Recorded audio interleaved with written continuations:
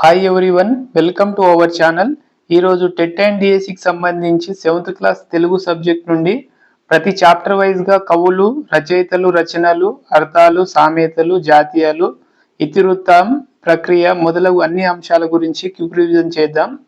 And నేను previous videos చేశానండి. ఎవరైనా చూడని వాళ్ళు ఉంటే ఆ వీడియోస్ని ఒకసారి చూడండి. అదేవిధంగా నేను చేసే వీడియోస్ మీకు యూస్ఫుల్ అనిపిస్తే నా వీడియోస్ని లైక్ చేసి ఛానల్ని సబ్స్క్రైబ్ చేసుకోండి ప్లీజ్. అండ్ మీ మిత్రులకు షేర్ చేసి తెలియచేయండి. ఇక్కడ విషయ సూచిక చూసుకుంటే ముందుగా ఇక్కడ చదువు అనే మొదటి పాఠం చదువు. రచయిత వచ్చేసి కొరివి గోపరాజు.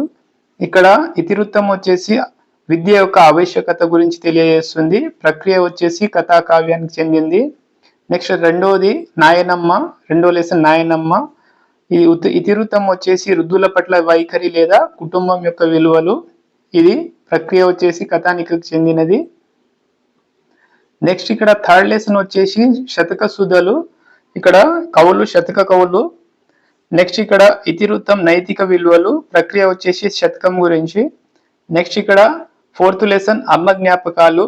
రచయిత టి కృష్ణమూర్తి యాదవ్. ఇక్కడ ఇతివృత్తం వచ్చేసి మాతృప్రేమ. ప్రక్రియ వచన కవితకు సంబంధం. నెక్స్ట్ ఫిఫ్త్ లెసన్ వచ్చేసి పల్లె అందాలు. ఇక్కడ కవి వచ్చేసి రచయిత అచ్చి వెంకటాచార్యులు. ఇతివృత్తం వచ్చేసి గ్రామ సౌందర్యం చిత్రీకరణ. నెక్స్ట్ ఇక్కడ ప్రక్రియ వచ్చేసి కావ్యానికి సంబంధించింది. నెక్స్ట్ సిక్స్త్ లెసన్ ప్రేరణ. ఏపీజే అబ్దుల్ కలాం ఇతని రచయిత. ఇక్కడ ఇతివృత్తం వచ్చేసి వ్యక్తిత్వ వికాసం గురించి. నెక్స్ట్ ఇక్కడ ప్రక్రియ ఆత్మకథకు సంబంధించినది. నెక్స్ట్ సెవెంత్ లెసన్ వచ్చేసి శిల్పి. ఇక్కడ రచయిత వచ్చేసి గుర్రం జాసువా. ఇది ఇతివృత్తం వచ్చేసి కళా సౌందర్యం. ప్రక్రియ ఖండ కావ్యానికి సంబంధించింది. నెక్స్ట్ ఎయిత్ లెసన్ గ్రామాలలోని వేడుకలు, క్రీడలు, వినోదాలు. ఇక్కడ రచయిత వచ్చేసి దేవులపల్లి రామానుజరావు. ఇక్కడ ఇతివృత్తం చూసుకుంటే సాంస్కృతిక విలువలు. నెక్స్ట్ ఇక్కడ ప్రక్రియ చూసుకుంటే రేడియో ప్రసంగం. నెక్స్ట్ తొమ్మిదో లెసన్ ఏ కులం. రచయిత వచ్చేసి చిరబండ రాజు. అతని పేరు మరొక పేరు బద్దం భాస్కర్ రెడ్డి. ఇక్కడ ఇతివృత్తం అనేది సామాజిక స్పృహకు సంబంధించింది. ఇక్కడ ప్రక్రియ గేయ ప్రక్రియ. నెక్స్ట్ ఇక్కడ 10th లెసన్ సీత ఇష్టాలు. ఇతివృత్తం వచ్చేసి బాలిక విద్య గురించి. నెక్స్ట్ ప్రక్రియ వచ్చేసి బుర్రకథ. నెక్స్ట్ 11వ లెసన్ వచ్చేసి శ్రీలు పొంగిన జీవన గడ్డ. రచయిత రాయపురోలు సుబ్బారావు. ఇక్కడ ఇతివృత్తం వచ్చేసి దేశభక్తికి సంబంధించింది. ఈ ప్రక్రియ గేయ ప్రక్రియ. నెక్స్ట్ ఇక్కడ 12th లెసన్ రాణి శంకరమ్మ. ఇక్కడ ఇతివృత్తం వచ్చేసి చారిత్రక వీరగాథ. నెక్స్ట్ ఇక్కడ ప్రక్రియ వచ్చేసి గేయ కథకు సంబంధించింది. ఇవ్వండి ఒక విషయ సూచిక. నెక్స్ట్ లెసన్ వైజ్ గా చూసుకుంటే ఇక్కడ ఫస్ట్ లెసన్ వచ్చేసి చదువు. రచయిత వచ్చేసి కొరివి గోపరాజు. ఇక్కడ పాఠం నేపథ్యం లేదా ఉద్దేశం చూసుకుంటే చదువు యొక్క ఆవశ్యకతను చెప్పుటము. నెక్స్ట్ ఒకప్పుడు ఉజ్జయిని రాజ్యానికి రాజు విక్రమార్కుడు. ఉజ్జయిని రాజ్యాన్ని తర్వాత రాజు భోజరాజు. నెక్స్ట్ భోజరాజు విక్రమార్కుని కథలు అనేకంగా వినేవాడు. ఆ కథలో కమలాకరుని కథ ఒకటి. నెక్స్ట్ కమలాకరునికి చదువు పట్ల ఎటువంటి ఆసక్తి లేదు. నెక్స్ట్ ఇక్కడ కమలాకరుని తండ్రి త్రివిక్రముడు. చాలా ఇంపార్టెంట్, గుర్తించుకోవాలి. నెక్స్ట్ త్రివిక్రముడు తన కుమారుని చదువు పట్ల మందలించిన విధానమే ఈ పాఠం యొక్క ఉద్దేశం. నెక్స్ట్ ఇక్కడ పాఠ్యభాగ వివరాలు చూసుకుంటే ఈ పాఠం కథా కావ్యం ప్రక్రియకు చెందినది. వివిధ కథల సమాహార కావ్యం కథా కావ్యం. దీనిలో వస్తు ప్రధానంగా ఉంటుంది, గుర్తించుకోవాలి. ఇది కథా కావ్య ప్రక్రియకు చెందినదని. నెక్స్ట్ రమణీయ కథన విధానం కలిగిన కావ్యమే కథా కావ్యం, గుర్తించుకోవాలి, ఇంపార్టెంట్. నెక్స్ట్ నీతిని, వ్యవహార దక్షతను, కార్యకుశలతను, ఉత్తమ గుణాలను పెంపొందించే కథలు ఇందులో ఉంటాయి. నెక్స్ట్ ఇక్కడ కొరివి గోపరాజు రచించిన సింహాసన ద్వాత్రింశిక చతుర్థాశ్వాసనంలోనిది ఈ కథ. నెక్స్ట్ ఇక్కడ భోజరాజుకు 9వ సాలభంజిక ఈ కథను చెప్పింది. నెక్స్ట్ ఈ కొరివి గోపరాజు గురించి చూసుకుంటే జిల్లా వచ్చేసి నిజామాబాద్, ప్రాంతం బింగల్ ప్రాంతం. ఇక్కడ తల్లిదండ్రులు చూసుకుంటే కామాంబిక, కొరివి కసవరాజు. నెక్స్ట్ ఇక్కడ నాటి పల్లికొండ సంస్థానాధీశులు నెక్స్ట్ మహారాజు రాణ మల్లన్న ఆస్థాన పండితుడు. నెక్స్ట్ విక్రమార్క మహారాజు యొక్క మంత్రి బట్టి. నెక్స్ట్ ఇక్కడ విక్రమార్క మహారాజు సైన్య పాలకుడు గోవింద చంద్రుడు. నెక్స్ట్ విక్రమార్కుని పురోహితుడు ఎవరంటే త్రివిక్రముడు. ఇంపార్టెంట్ అండి. ఇక్కడ త్రివిక్రముని కుమారుడు కమలాకరుడు. ఇక్కడ కమలాకరం అంటే జలాశయం అని కూడా వస్తుంది అర్థం. నెక్స్ట్ మోదుగు పువ్వు అంటే సువాసనలు వెదజల్లదు మోదుగు పువ్వు. నెక్స్ట్ కమలాకరుని గురువు ఎవరంటే చంద్రకేతుడు లేదా కాశ్మీర దేశం ప్రాంతం. ఇతను చంద్రకేతుడు కాశ్మీర దేశం ప్రాంతం వాసి. నెక్స్ట్ ఈ చంద్రకేతుని దగ్గర కమలాకరుడు నేర్చుకున్న ఏవంటే 4 వేదాలు, రెండోది కావ్య నాటకాలు, మూడోది నీతి శాస్త్రం, 4వది వేదాంగాలు, 5 దర్శనాలు, 6 సంగీత సాహిత్య కళలు. నెక్స్ట్ ఇక్కడ అర్థాలు చూసుకుంటే శృంగాలతో అంటే కొమ్ములతో అని అర్థం. నెక్స్ట్ వక్త్రము అంటే ముఖము అని అర్థము. ఇక్కడ తృణము అంటే గడ్డి, పుత్రుడు అంటే కుమారుడు అని అర్థము. నెక్స్ట్ ఇక్కడ పర్యాయ పదాలు చూసుకుంటే ఇక్కడ ధర అనగా భూమి, ధరణి, ఇల్లు అని అర్థం. నెక్స్ట్ ఆత్మజుడు అనగా కుమారుడు, పుత్రుడు, తనయుడు అని అర్థం. నెక్స్ట్ వనం అనగా అరణ్యం, విపినం అడవి అని అర్థం. నెక్స్ట్ శోకం అనగా దుఃఖం, ఏడుపు, బాధ అని అర్థం. ఇవ్వండి ఫస్ట్ లెసన్ కి సంబంధించిన ఇంపార్టెంట్ పాయింట్స్. ఇక్కడ సెకండ్ లెసన్ వచ్చేసి నాయనమ్మ. ఈ పాఠం యొక్క ఉద్దేశం ఏంటంటే వృద్ధుల పట్ల సానుకూల వైఖరిని కలిగి ఉండాలని ఈ పాఠం యొక్క ఉద్దేశం. నెక్స్ట్ ఇక్కడ పాఠ్యభాగ వివరణ చూసుకుంటే ఈ పాఠం కథానిక ప్రక్రియకు చెందినది. ఇంపార్టెంట్. నెక్స్ట్ క్లుప్తత, సరళత, పాత్రలకు తగిన సంభాషణలు, ఆకట్టుకునే కథనం కథానిక ప్రత్యేకత. నెక్స్ట్ మానవతా విలువలను తెలియజెప్పే కథానిక ఇది. నెక్స్ట్ ఇక్కడ అవ్వ మంచం దగ్గర యాదగిరి నరసింహస్వామి పటం ముందర జపమాల కలిగి ఉండేది. ఎక్కడ అంటే అవ్వ మంచం దగ్గర, పడుకునే మంచం దగ్గర. నెక్స్ట్ లెసన్ శతక శుద్ధలు. చాలా ఇంపార్టెంట్ అండి ఈ లెసన్. ఖచ్చితంగా ఒక బిట్ వచ్చే ఛాయిస్ ఉంది. నెక్స్ట్ ఇక్కడ పాఠం ఉద్దేశం చూసుకుంటే శతక పద్యాలలోని నైతిక విలువలను తెలుపుతూ విద్యార్థులను మంచి పౌరులుగా తీర్చిదిద్దడము. నెక్స్ట్ పాఠ్యభాగ వివరాలు చూసుకుంటే ఈ పాఠం శతక ప్రక్రియకు చెందినది. శతకం అంటే 100 లేదా 100కి పైగా పద్యాలతో ఉంటుంది. సాధారణంగా శతక పద్యాలలో పద్యానికి మకుటం ఉంటుంది.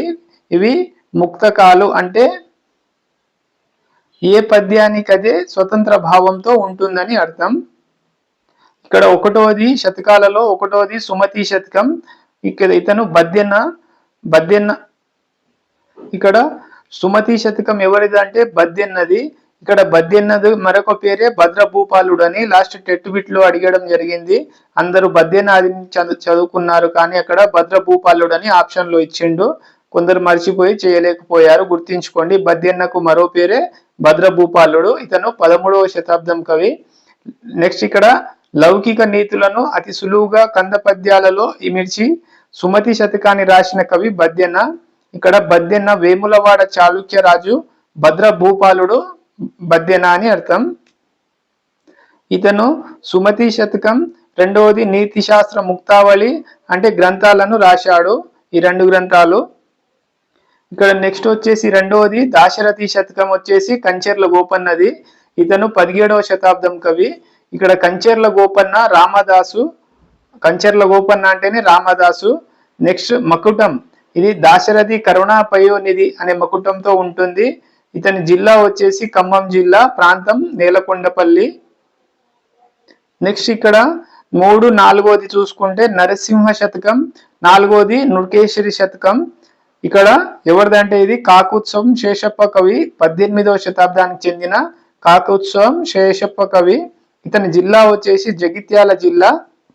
నెక్స్ట్ ఇక్కడ ధర్మపురి నరసింహునికి తన జీవితాన్ని అంకితం చేశాడు. ఎవరంటే కాకుత్సవం శేషప్ప కవి, 18వ శతాబ్దం. నెక్స్ట్ ఇక్కడ 5వది వేమన శతకం. ఎవరిదంటే ఇది వేమన్నది, 17వ శతాబ్దానికి చెందిన కవి. ఇక్కడ కడప జిల్లాకు చెందినవాడు వేమన్న. వేమన పద్యం రాని తెలుగు వాళ్ళు ఉండరు. వేమన సహజ కవిగా ప్రసిద్ధి పొందాడు. వేమన పద్యాలలో నీతి, లోక జ్ఞానం, మానవతా విలువలు, ఉంటాయి. నెక్స్ట్ జన వ్యవహార శైలిలో తేలికైన ఉపమానాలలో పదాలు రచించడం వేమన యొక్క ప్రత్యేకత. నెక్స్ట్ ఆరోది నగ్న సత్యాలు శతకం. ఇది ఎవరిదంటే రావికంటి రామయ్య గుప్తా రచయిత.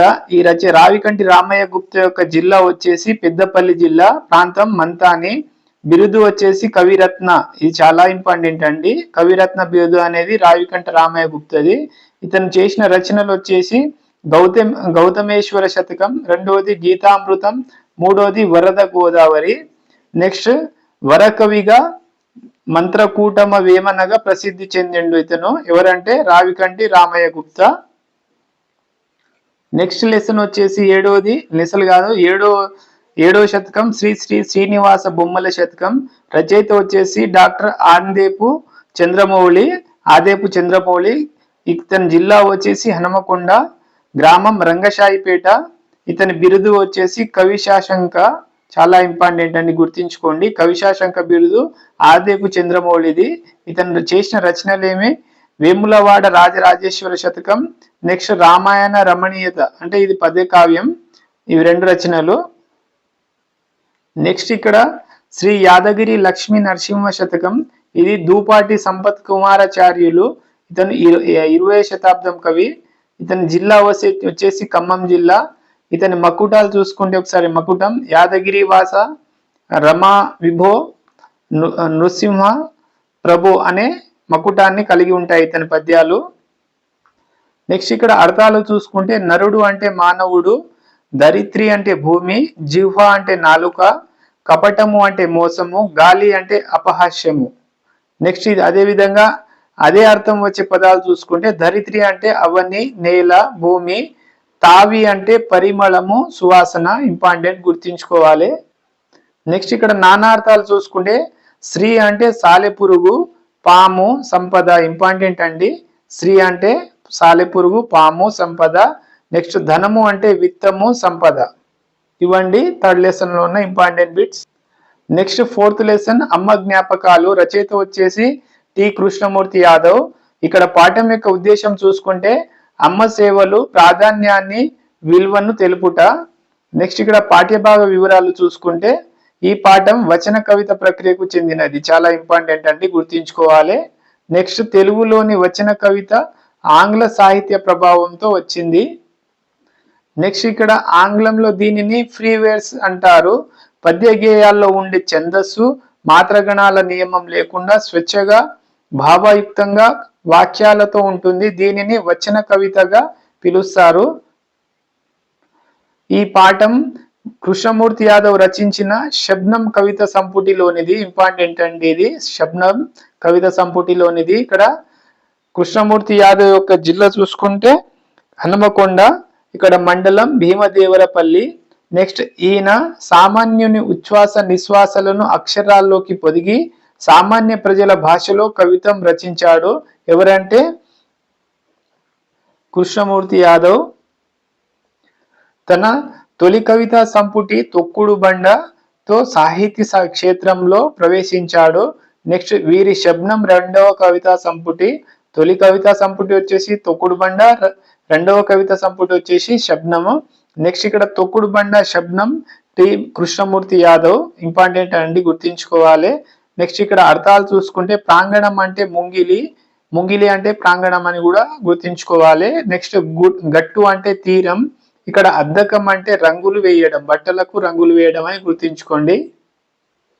నెక్స్ట్ ఇక్కడ పర్యాయ పదాలు చూసుకుంటే కనకంబు అంటే బంగారము, పుత్తడి. రెండవది కుందేలు అంటే చెవుల పిల్లి, శరభం, శేషం.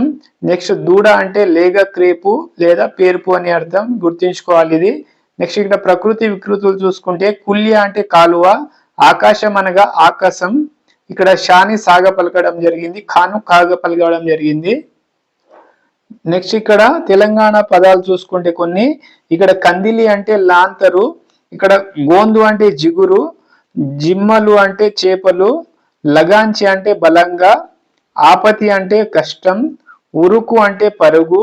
నెక్స్ట్ ఇక్కడ ఎల్లెలుక అంటే వెల్లికిల, ఆమడలు అంటే కవలలు, ఇక్కడ దూప అంటే దప్పిక, దేవులాడు అంటే వెతుకుట, తక్కెడ అంటే త్రాసు, దురస్తు అంటే బాగు చెయ్యు, గుర్తించుకోవాలి. నెక్స్ట్ ఇక్కడ రికాం అంటే తీరిక, దడి అంటే కంచె, మునుపు అంటే క్రితం, సుక్కం అంటే మంచి నిజాయితీ. నెక్స్ట్ అల్కాగా అంటే తేలికగా, ఉసికే అంటే ఇసుక, బుక్కు అంటే తిను.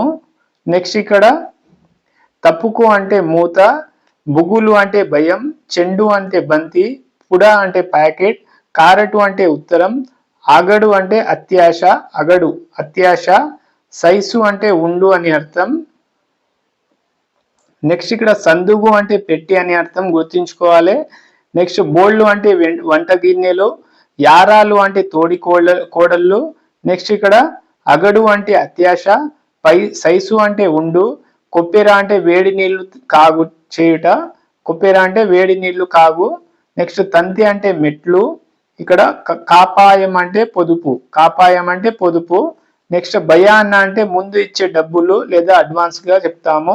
ఇక్కడ తిర్లమర్ల అనగా వెనుకది ముందుకు, ముందుకు వెనుకకు అని అర్థం.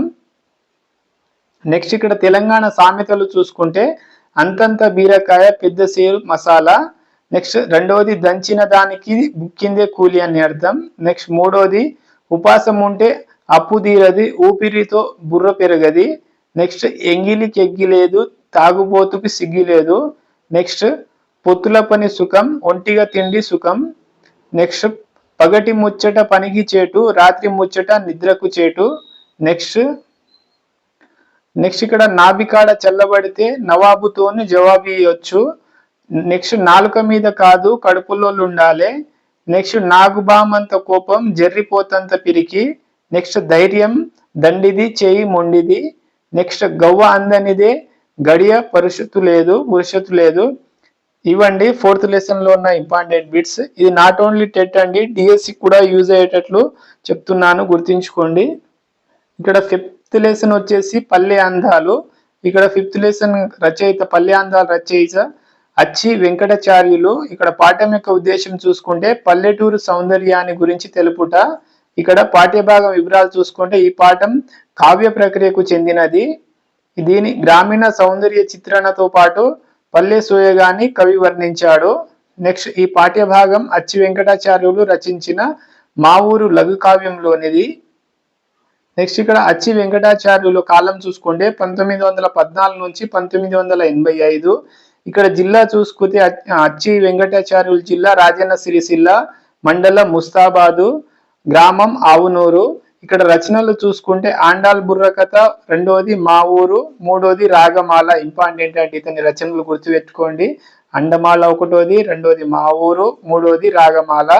నెక్స్ట్ ఇక్కడ అర్థాలు చూసుకుంటే కెరటాలు అంటే అలలు, అలగు అంటే ఏరు, కొట్టం అంటే పశువుల పాక. నెక్స్ట్ ఇక్కడ నానార్థాలు చూసుకుంటే సంపద అనగా కలిమి, ధనము. నెక్స్ట్ ఇక్కడ తటాకం అంటే చెరువు, గుంట. నెక్స్ట్ అంబరాలు అంటే దుస్తులు, వస్త్రాలు. నెక్స్ట్ పురం అంటే గ్రామం, ఊరు అని అర్థం.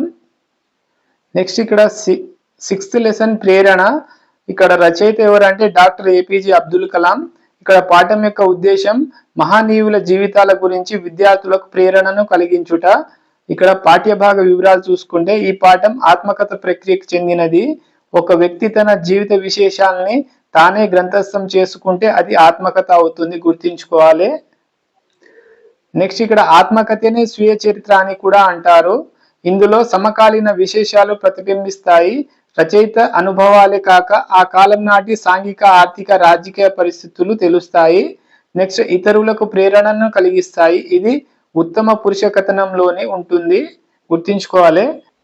నెక్స్ట్ ఇక్కడ ఈ పాఠ్య భాగం డాక్టర్ ఆవుల ఫకీర్ జైనులుద్దీన్ అబ్దుల్ కలాం ఇక్కడ అరుణ్ తివారీ గారితో కలిసి రాసిన ఒక విజేత ఆత్మకథలోనిది ఇది. ఇక్కడ రాష్ట్రం వచ్చేసి ఈయనది తమిళనాడు రామేశ్వరం దగ్గర ధనుష్ కోటిలో పుట్టాడు. ఎవరు? ఏపీజే అబ్దుల్ కలాం.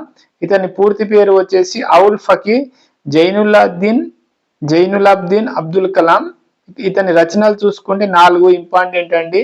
ఒక విజేత ఆత్మకథ, రెండోది ది వింగ్స్ ఆఫ్ ఫైర్, మూడోది ఇగ్నిటెడ్ మైండ్స్ అండ్ నాలుగోది యాన్ ఆటోబయోగ్రఫీ. ఇవి 2 ఒకటే. ఇతని కాలం చూసుకుంటే 15 అక్టోబర్ 1931 నుంచి 27 జూలై 2015లో మరణించడం జరిగింది. నెక్స్ట్ ఇతని అవార్డులు చూసుకుంటే 1వది పద్మభూషణ్, 2 పద్మవిభూషణ్, 3వది భారతరత్న, ఇది దేశంలో అత్యున్నత పురస్కారంగా చెప్తాము. నెక్స్ట్ 4వది గౌరవ డాక్టరేట్. నెక్స్ట్ ఇతని సేవలు చూసుకుంటే ఇంజనీరు, శాస్త్రవేత్త, భారత రాష్ట్రపతిగా కూడా పనిచేశారు. నెక్స్ట్ అబ్దుల్ కలాం గారి ఉపాధ్యాయుడు ఇయదురై సొలోమోన్. నెక్స్ట్ ఇయదురై సొలోమోన్ విజయం సాధించాలంటే 3 విషయాలు చెప్పిండు. అవి ఏవంటే కోరిక, 2వది ఆశ పెట్టుకోవడము, 3వది నమ్మకంతో ఉండడం. నెక్స్ట్ పక్షిలా వివరించాలన్న తన ఆకాంక్షను నెరవేర్చుకోవడానికి 1 ప్రొఫెసర్ స్పాండర్, 2 ప్రొఫెసర్ కేఏవి పండాలై, నెక్స్ట్ 3వది ప్రొఫెసర్ నరసింగరావు అధ్యాపకుల ప్రతిభ వల్ల సాధించాడు. నెక్స్ట్ మన విమానాన్ని మనమే తయారు చేసుకుందాం, తాను రాసిన వ్యాసానికి ప్రఖ్యాత తమిళ సంపాదకుడు దివాన్ చేతుల మీదుగా మొదటి బహుమతి అందుకున్నాడు. ఇక్కడ ఏంటంటే ఇతరుల్ని అర్థం చేసుకున్న వాని కన్నా తనను తాను తెలుసుకున్న వాడే వివేకి అని తన తండ్రి కొడుకు చెప్పడం జరిగింది. నెక్స్ట్ ఇక్కడ కోరిక అంటే జిజ్ఞాస, తపస్స అని అర్థం. ఇక్కడ ఆకాశం అంటే గగనం, నింగి. నెక్స్ట్ భూమి అంటే ధరణి, వసుధ. ఏళ్ళు అంటే సంవత్సరం, ఏడాది. కోరిక అంటే ఆకాంక్ష, కాంక్ష అని అర్థం. ఇక్కడ కోరిక, జిజ్ఞాస, తపస్సు గుర్తుపెట్టుకోవాలి. నెక్స్ట్ ఇక్కడ 7th లెసన్ వచ్చేసి శిల్పి, రచయిత గుర్రం జాషువా. ఇక్కడ పాఠం యొక్క ఉద్దేశం చూసుకుంటే శిల్పి నైపుణ్యాన్ని, శిల్పి కష్టాలను తెలియజేయడం. నెక్స్ట్ పాఠ్యభాగ వివరాలు చూసుకుంటే ఈ పాఠం ఖండకావ్య ప్రక్రియకు చెందింది. వస్తు వైవిధ్యం కలిగిన ఖండికలతో కూడి ఉన్న కావ్యం ఖండకావ్యం. నెక్స్ట్ గుర్రం జాషువా రచించిన ఈ పాఠం ఖండకావ్యం మొదటి భాగంలోనిది. నెక్స్ట్ నిర్జీవమైన బండరాళ్లను జీవం పోసేవాడే శిల్పి. ఇక్కడ కళలు వచ్చేసి 64, అందులో ఒకటి శిల్పకళ ఒకటి. నెక్స్ట్ ఇక్కడ గుర్రం జాషువా గురించి చూసుకుంటే 28 సెప్టెంబర్ 1895లో జన్మించాడు. 24 జూలై 1971లో మరణించాడు. ఇతని జిల్లా వచ్చేసి గుంటూరు, గ్రామం విసుకొండ. ఇక్కడ మాతలకు మాత సకల సంపత్స్వమేత అంటూ భరతమాత గొప్పదనాన్ని చాటిన కవి ఎవరంటే Gurram Jashuva. Last TET bit అండి, గుర్తించుకోవాలి. ఇతని రచనలు చూసుకుంటే చాలా ఇంపార్టెంట్ అండి. ఇక్కడ 1వది గబ్బిలం, 2వది ముంతాజ్ మాల్, 3వది బాపూజీ, 4 నాకథ, 5 కొత్త లోకము, 6 పిరదోషి, 7 నేతాజీ, 8 క్రీస్తు చరిత్ర, 9 స్వప్న కథ, 10 ఖండకావ్యాలు. ఇవి ఇతని రచనలు. నెక్స్ట్ బిరుదులు చూసుకుందాం. నెక్స్ట్ ఇక్కడ బిరుదులు చూసుకుంటే కవి కోకిల, 1వది కవి కోకిల, 2 కళా ప్రపూర్ణ, 3 నవయుగ కవి చక్రవర్తి, 4 కవితా విశారద, 5 పద్మభూషణ్, 6 మధుర శ్రీనాథ. నెక్స్ట్ ఇక్కడ ఎల్లోరా శిల్పాలు చెక్కినది ఎవరంటే భారతీయ శిల్పులే. ఇక్కడ ఈ ఎల్లోరా శిల్పాలు మహారాష్ట్రకు చెందినవి. ఇక ఏకశీల రథం గుప్తుల కాలం నాటిది, ఇంపార్టెంట్ అంటే గుర్తించుకోవాలి. నెక్స్ట్ ఇక్కడ ఎల్లోరా శిల్పాలు కూడా భారతీయులు శిల్పాలు అనేది కూడా గుర్తించుకోండి. నెక్స్ట్ ఇక్కడ ప్రకృతి వికృతులు చూసుకుంటే సింహం అంటే సింగం, నిద్ర అంటే నిద్దుర, స్తంభాలు అంటే కంబాలు, పుణ్యం అంటే పుణ్యం. ఇవి అండి 7th లెసన్ లో ఉన్న ఇంపార్టెంట్ బిట్స్. నెక్స్ట్ ఇక్కడ 8th లెసన్ గ్రామాలలోని వేడుకలు, క్రీడా వినోదాలు. రచయిత వచ్చేసి దేవులపల్లి రామోజీరావు. ఇక్కడ పాఠ్యభాగ వివరాలు చూసుకుంటే ఈ పాఠం రేడియో ప్రసంగం ప్రక్రియకు చెందినది, చాలా ఇంపార్టెంట్ అండి. నెక్స్ట్ సిద్ధం చేసుకున్న వ్యాసం రేడియో ద్వారా ప్రసారం చేయబడుతుంది. ఇక్కడ విషయ క్లుప్తత, సరళత రేడియో ప్రసంగం యొక్క లక్షణాలండి. నెక్స్ట్ గ్రామాలలో జరిగే వివిధ వేడుకలు, క్రీడా వినోదాల గురించి దేవులపల్లి రామానుజరావు తన ప్రసంగంలో వివరించాడు, ఇంపార్టెంట్. నెక్స్ట్ ఇక్కడ దేవులపల్లి రామానుజరావు కాలం చూసుకుంటే ఇక్కడ 25 ఆగస్టు 1917లో జన్మించాడు. 8 జూన్ 1993లో మరణించాడు. ఇతని దేవులపల్లి రామానుజరావు జిల్లా వచ్చేసి హనుమకొండ, గ్రామం దేశాయిపేట. ఇతని తల్లిదండ్రులు అండాలమ్మ, వెంకట చలపతిరావు. ఇతని రచనలు చూసుకుంటే చాలా ఇంపార్టెంట్ అండి. ఒకటోది లాస్ట్ ఇయర్ టెట్ బిట్ ఇది రావడం జరిగింది. ఒకటోది పచ్చతోరణం, 2 సారస్వత నవనీయతం, 3 తెలంగాణ జాతీయోద్యమాలు, 4 వేగు చుక్కలు, 5 తెనుగు సాహితీ. ఇక్కడ ఆత్మకథ అంటే 50 సంవత్సరాల జ్ఞాపకాలు. ఇతను ఆంధ్ర సాహిత్య సాంస్కృతిక ఉద్యమ నిర్మాతల్లో ఒకరు. నెక్స్ట్ ఇతను జాతీయ పునరుజ్జీవన మహోద్యమ కార్యకర్త. నెక్స్ట్ తెలంగాణ ప్రజలు గర్వించదగ్గ రచయిత ఎవరంటే దేవులపల్లి రామానుజరావు. నెక్స్ట్ ప్రాథమిక విద్య దేశాయిపేటలో, హై స్కూల్ విద్య హన్మకొండలో పూర్తి చేశాడు. నెక్స్ట్ 1946లో శోభ అనే సాహిత్య మాసపత్రికను ప్రారంభించిన సంపాదకుడిగా ఉన్నాడు. ఎవరంటే దేవులపల్లి రామానుజరావు. ఇది లాస్ట్ ఇయర్ టెట్ బిట్ అండి. లాస్ట్ టెట్ బిట్ శోభ అనే మాసపత్రిక సంపాదకులు ఎవరని అడగడం జరిగింది. నెక్స్ట్ 1923లో బిఏ పట్టా పొందాడు. నెక్స్ట్ 1942-44 మధ్య కాలంలో న్యాయశాస్త్ర పట్టాలను కూడా పొందిండు. నెక్స్ట్ ఇతను గోల్కొండ పత్రికను కొంతకాలం నడిపించాడు. తర్వాత పూర్వకాలంలో తుమ్మెద పదాలు, పర్వత పదాలు, శంకర పదాలు, నవాలి పదాలు మన దేశంలో అత్యధిక వ్యాప్తిలో ఉన్నట్లు తెలుస్తుంది. నెక్స్ట్ సేద్యము చేస్తూ కూలీలు పాడే జాజర పాటలు ఈనాటికి కొన్ని ప్రాంతాలలో విశేష వ్యాప్తిలో ఉన్నాయి. ఇక్కడ హైదరాబాద్ ఎగ్జాంపుల్ చూసుకుంటే హైదరాబాద్ నుండి 100 మైళ్ళలోనున్న వరంగల్ జిల్లా మానుకోట తాలూకాలో ఈ పాటలను రైతు యువకులు ఈనాటికి పాడుకుంటున్నారు. ఇక్కడ తోలు బొమ్మలాట గురించి చూసుకుంటే ఇది ఎక్కువగా రామాయణ మహాభారత కథలకు సంబంధించినవి. దీని వలన బహుళ ప్రచారము పొందింది. నెక్స్ట్ ఇక్కడ యక్షగానాలు అనేవి వీధి నాటకాలు. ఈ నాటకాలను ఆడేవారిని జక్కులు అని పిలుస్తారు. ఇంపార్టెంట్ అండి. భాగవతములోని కృష్ణలీలలు మొదలైన వారిని ఆడేవారిని భాగవతులని కూడా పిలుస్తారు. నెక్స్ట్ ఇక్కడ మన పల్లెటూళ్లకు ప్రత్యేకమైనది గిల్లిదండ. దీన్నే చిరుత బిళ్ళ అనే ఆట అని కూడా అంటారు. ఈ ఆట చాలా పురాతనమైనది. నెక్స్ట్ తెలంగాణ పల్లెటూళ్లలో గిల్లిదండలను చిర్రగోని అని కూడా అంటారు. ఇంపార్టెంట్. నెక్స్ట్ ఇక్కడ చిర్రగోని ఆటను మహాభారతంలో కౌరవులు పాండవులు ఆడినారు. ఇది ఎంత పురాతనమైన ఆట అంటే మనం తెలుస్తుంది దీన్ని బట్టి. నెక్స్ట్ ఇక్కడ కొందరు చిర్రగోని ఆటను స్వదేశీ క్రికెట్ అని కూడా అంటారు. ఇక్కడ పల్నాటి వీర చరిత్రలో చక్కగా వర్ణించబడిన ఆట కోడి పందెములు. ఇక్కడ చదరంగము మొట్టమొదట మన భారత్ లోనే ప్రారంభమైంది. ఇంపార్టెంట్. ఇక్కడ చదరంగం వంటి ఆట ఇంకొకటి పులిజూదం ఆట. ఇక్కడ చదరంగాన్ని పోలిన ఆట ఏదంటే పులిజూదం ఆట. నెక్స్ట్ ఇక్కడ పులిజూదంలో 3 రకాలుగా ఉన్నది. ఒక పటము మీద చిన్న రాళ్లను లేదా చింతగింజలను తీసుకొని కొన్నింటిని పులులుగాను కొన్నింటిని మేకలుగా భావించి ఆడే ఆట ఏదంటే పులి మేక ఆట. నెక్స్ట్ ఇక్కడ పులుల సంఖ్య 3 కన్నా మించరాదు. నెక్స్ట్ మేకల సంఖ్య 16 వరకు ఉంటుంది. ఇక్కడ టోటల్ వచ్చేసి 18. నెక్స్ట్ ఇక్కడ పాచికల ఆట, దీనికి అక్షక్రీడ అని కూడా అంటారు. ఇక్కడ ప్రబంధాలతో ఈ ఆటను రమణీయంగా మన కవులు వర్ణించినారు, అంటే పాచిక ఆటను. నెక్స్ట్ రుక్మిణి కృష్ణుడు ఆడిన ఆట ఏదంటే పాచికల ఆట. ఈ ఆటను ఆడినట్లు ఉత్తర హరివంశంలో మనోహరముగా వర్ణించబడింది. ఈ తరగతికి చెందిన ఇంకొక ఆట ఏదంటే పచ్చీసు అంటే ఈ స్త్రీలు ఆడే ఆట మాత్రమే. నెక్స్ట్ ఈ ఆటలో అంటే పచ్చీసు ఆటలో స్త్రీలకు ఎక్కువ ఆసక్తి ఉండును. నెక్స్ట్ ఇక్కడ విప్ర వినోదులు అనేవారు గారడి విద్యలో ప్రవీణులు మరియు ఇంద్రజాల ప్రదర్శనలు చేస్తారు. ఇక్కడ దసరా పండుగ సందర్భంగా జరిగే ఆటలు ఏవంటే మల్ల యుద్ధ ప్రదర్శన, కుస్తీ ఆటలు.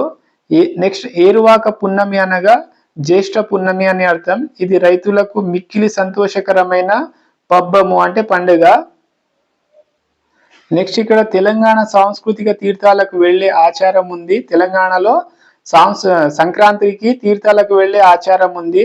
నెక్స్ట్ కామని పున్నముకు ముందు వెన్నెల రాత్రులలో యువతులు ఈ కోలాటము వేసే పద్ధతి తెలంగాణలో ఉంది. నెక్స్ట్ ఇది స్త్రీ పురుషులకు సమాన ఆదరణీయమైన క్రీడ. ఓమన గుంటల ఆట ఒక కట్టె దిమ్మలో 14 గంటలు ఉంటాయి. ఓమన గుంటలు ఆట అంటే 14 గంటలు ఉంటాయి. ఇక్కడ ఈ డిఎస్సి బిట్ అండి 2024 డిఎస్సి బిట్ ఓమన గుంటల ఆట గురించి అడగడం జరిగింది. ఇక్కడ రుక్మిణీదేవి చిన్నప్పుడు గజ్జన గూళ్ళు ఆటను ఆడినట్లు భాగవతంలో పోతన గారు తెలిపారు. నెక్స్ట్ ఇక్కడ రేడియో ప్రసంగం 1959. నెక్స్ట్ ఇక్కడ మన రాష్ట్రంలో సాధన శూరులు ఇంద్రజాల విద్యను అద్భుతంగా ప్రదర్శిస్తారు. ఇక్కడ గృహ అంటే సదనం అని అర్థం. నెక్స్ట్ ఇక్కడ నానార్థాలు చూసుకుంటే ఆసక్తి అంటే అపేక్ష ఆశ అని అర్థం. శోభ అంటే కాంతి ఇచ్చ అని అర్థం. పండుగ అంటే వేడుక పర్వం అని అర్థం. గృహం అంటే ఇల్లు సదనం అని అర్థం. ఇక్కడ ప్రకృతి వికృతులు చూసుకుంటే పబ్బము అంటే పండగ, పున్నమి అంటే పూర్ణిమ, జీతం అంటే జీవితం, కర్జం అనగా కార్యం అని అర్థం.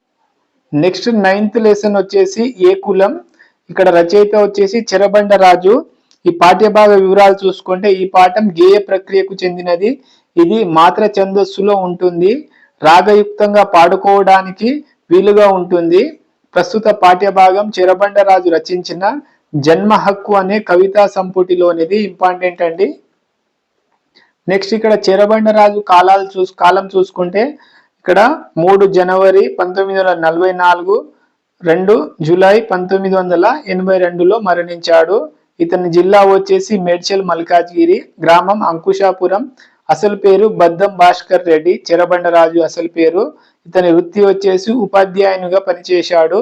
నెక్స్ట్ ఇతను 1965లో దిగంబర కవిగా మొదలైన 1970 తర్వాత విప్లవ గేయాలు కథలు నవలలు రాశాడు. ఇంపార్టెంట్.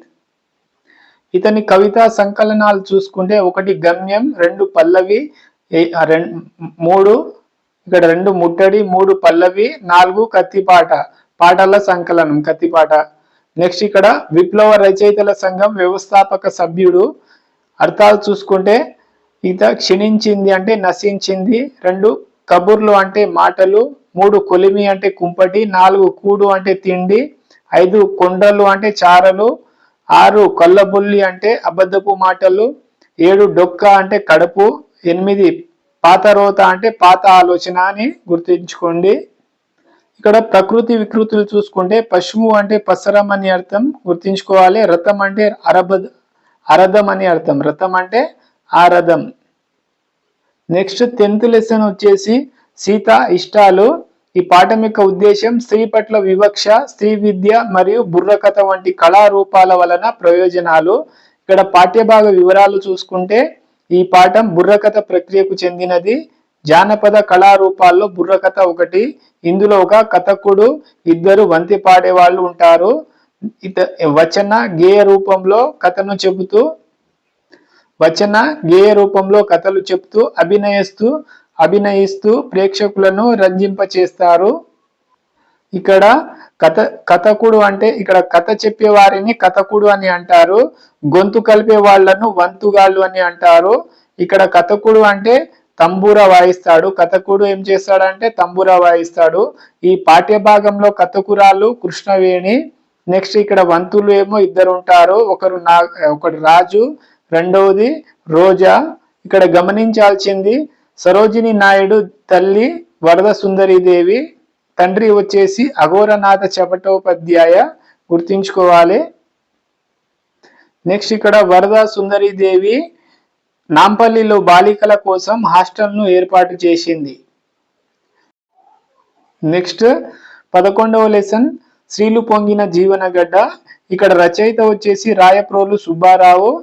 ఇక్కడ ఏ దేశమేగినా ఎందుకాలిడినా, ఏ పీఠమెక్కినా ఎవరు ఎదురైనా, పొగడరా నీ తల్లి భూమి భారతిని, నిలపరి నీ జాతి నిండు గౌరవము అని రాయప్రోలు సుబ్బారావు రాశాడు.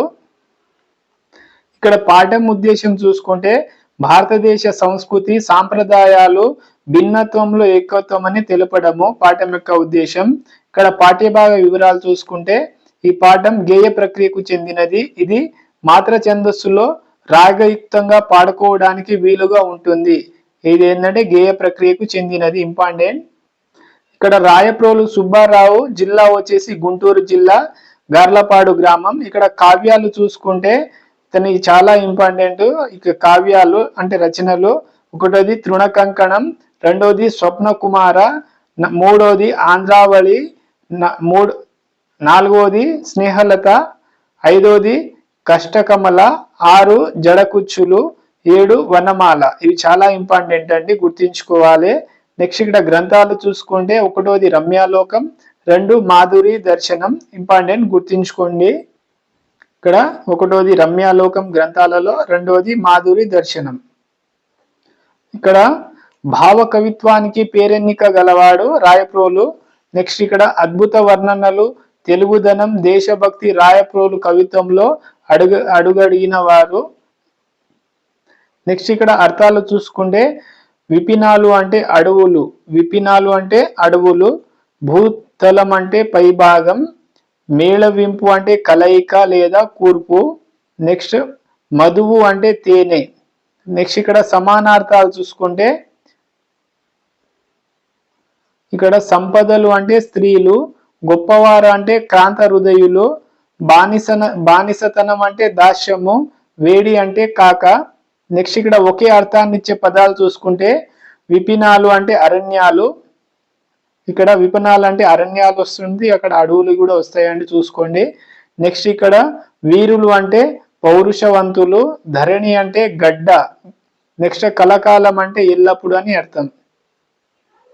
నెక్స్ట్ 12th లెసన్ వచ్చేసి రాణి శంకరమ్మ. ఇక్కడ ఆందోళన సంస్థానాన్ని రాణి శంకరమ్మ పాలించింది. జిల్లా వచ్చేసి సంగారెడ్డి, గ్రామము గౌడిచెర్ల, 1702లో పుట్టింది. తల్లిదండ్రులు వచ్చేసి రాజమ్మ, సంగారెడ్డి. ఇక్కడ మెదక్ ప్రాంతాన్ని చరితార్థం చేసిన రాణి శంకరమ్మ గురించి ఈ పాఠం తెలియజేస్తుంది. నెక్స్ట్ ఇక్కడ పాఠ్యభాగ వివరాలు చూసుకుంటే ఈ పాఠం గేయ కథ ప్రక్రియకు చెందినది. ఇక్కడ కథను గేయ రూపంలో చెబితే గేయ కథ, లయాత్మకంగా పాడుకోవడానికి వీలుగా ఉంటుంది. నెక్స్ట్ సంగారెడ్డి జిల్లాకు చెందిన క్రీస్తుశేషులు సంపన్మూడుంబై రంగకృష్ణమాచార్యులు రచించిన మెదక్ జిల్లాంతర్గత ఆందవోలు శౌర్య వీర్యరెడ్డి త్రయం వీరుల గాథలు పుస్తకం ఆధారంగా రూపొందించిన పాఠ్యాంశం ఇది. నెక్స్ట్ ఇక్కడ రాణి శంకరమ్మ చరిత్రను బతుకమ్మ పాట రూపంలో ఉంటుంది. ఇక్కడ శంకరమ్మ గౌడీచెర్ల ప్రాంతంలో ఒక చిరుత పులితో కలబడింది, అంటే పోరాడింది. నెక్స్ట్ ఇక్కడ ఆందోళు రాజు అంటే నరసింహారెడ్డి, ఇతను భర్త. ఎవరు భర్త అంటే శంకరమ్మ భర్త నరసింహారెడ్డి. నరసింహారెడ్డిని సిద్దికి సోదరులు విషప్రయోగం చేసి చంపారు. నెక్స్ట్ ఆ తర్వాత నైజాం రాజు శంకరమ్మను మరాఠీలపైకి యుద్ధానికి పంపాడు. ఇక్కడ విజయం తర్వాత నైజాం నవాబు శంకరమ్మకు రాయబాగిన అనే బిరుదునిచ్చాడు. అంతేకాకుండా రాజ్యాన్ని ఇచ్చి ఈమెను రాణిగా ప్రకటించాడు. ఇక్కడ రాయబాగిన బిరుదు ఎవరిచ్చాడు శంకరమ్మ కంటే నైజాం నవాబులని గుర్తించుకోండి, ఇంపార్టెంట్. నెక్స్ట్ 1764 సంవత్సరంలో ఆందోళన రాజ్యానికి శంకరమ్మ రాణి అయింది. నెక్స్ట్ ఇతను భర్తను మర్చిపోవడానికి తీర్థయాత్రలకు పోయింది. మార్గం మధ్యలోనే శత్రువులు ఆమెపై మత్తుమందు చల్లారు. నిజాం వద్దకు వెళ్ళిన శంకరమ్మ చలిజ్వరంతో చనిపోయింది. ఎప్పుడు చనిపోయిందంటే 1774 అని చెప్పిండ్రు. ఇక్కడ శంకరమ్మ రాజ్యాన్ని రామరాజ్యం అనేవారు. ఆమె తన తండ్రి పేరిట సంగారెడ్డి, తల్లి పేరిట రాజంపేట పట్టణాన్ని నిర్మించింది, ఇంపార్టెంట్. నెక్స్ట్ ఇక్కడ గరుడాద్రి గుట్టపై రంగనాథాలయాన్ని కట్టించింది ఎవరంటే శంకరమ్మ. ఇక్కడ ఏ గుట్టపై అంటే గరుడాద్రి గుట్ట. 1774 సంవత్సరంలో శంకరమ్మ తుది శ్వాస విడిచిందని చెప్తారు. ఇక్కడ అర్థాలు చూసుకుంటే ఇక్కడ ప్రసిద్ధి అంటే ఖ్యాతి అని అర్థం, సమరం అంటే యుద్ధం, స్వప్నం అంటే కళ, శౌర్యం అంటే పరాక్రమం, దీప్తి అంటే కాంతి అని అర్థం, గుర్తుంచుకోండి. ఇవ్వండి 7th క్లాస్ తెలుగు సబ్జెక్ట్ లో ఉన్న ప్రతి చాప్టర్ వైజ్ గా ఇంపార్టెంట్ బిట్స్. నెక్స్ట్ మరొక వీడియోతో 8th క్లాస్ సంబంధించిన మరొక వీడియోతో మీ ముందుకు తీసుకొచ్చే ప్రయత్నం చేస్తాను. నా వీడియోస్ కనుక మీకు యూస్ఫుల్ అనిపిస్తే లైక్ చేయండి అండ్ అదే విధంగా సబ్స్క్రైబ్ చేసుకోండి, నా ఛానల్ని షేర్ చేయండి, మీ మిత్రులకు తెలియచేయండి. And thank you.